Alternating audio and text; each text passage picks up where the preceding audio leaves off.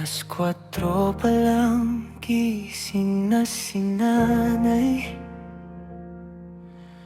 Ubo niya parang ayaw na huminto. Pero kahit hinihingal sa biyahe, pasok pa rin para may uwi lang na bigas. Lumang bag, putput na sapatos, baon naming dalawa, kulang pa sa gastos. Tinanong ko siya, ma-okay ka lang ba talaga? Ngumiti lang siya kahit halatang pagod na. Sabi niya, anak, tigil ka muna sa pag-aaral. Hindi ko na yata kaya, pero paano kita susukuan? Pangarap mo rin to para sa akin.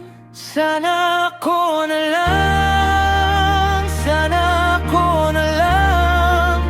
Kung may umakap lang sana sa'yo habang lumalaban ka. Baka buhay ka pa hanggang ngayon, ma. Tuberculosis lang naman daw nagagamot pa raw. Mahirap kalaban ang sakit kapag wala ng pera at wala rin kasama. Sana ako na lang, sana ako na lang. Sana nung mga oras na umiyak ka sa anak kang masandalang tunay, hindi yung habang ikaw namamatay. Nagpapanggap kaming okay.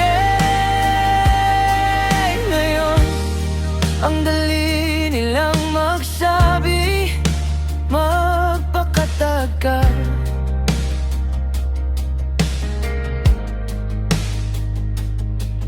Pero nasaan sila nung si nanay halos di na makahinga?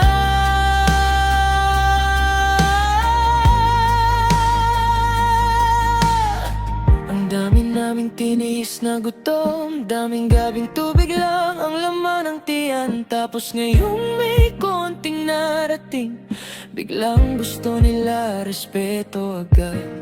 Hindi nyo alam kung gaano kasakit makita nanay mo unti-unting nawawala. Habang iniisip mo gabi-gabi, kulang pa ba ko bilang anak? Oh, galit kami, karapatan naming maramdaman yun. Kasi hindi biro mawala ng ilaw sa bahay habang may mga taong dapat nandyan pero piniling mawala. Tumulong ka man minsan, huwag mong kalimutan.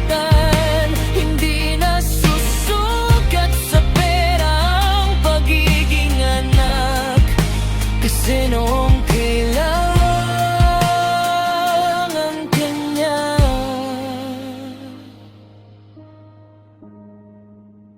nasaan ka? Sana ako na lang ang nahirapan. Sana ako na lang ang inubo sa daan. Kasi hanggang ngayon dala-dala ko pa rin yung huling tingin mo bago ka mawala. At kung totoo man may langit, sana marinig mo to, ma. Pinipilit kong mabuhay araw-araw kahit kalahati ng puso ko. Sumama na sa'yo, sumama na sa'yo.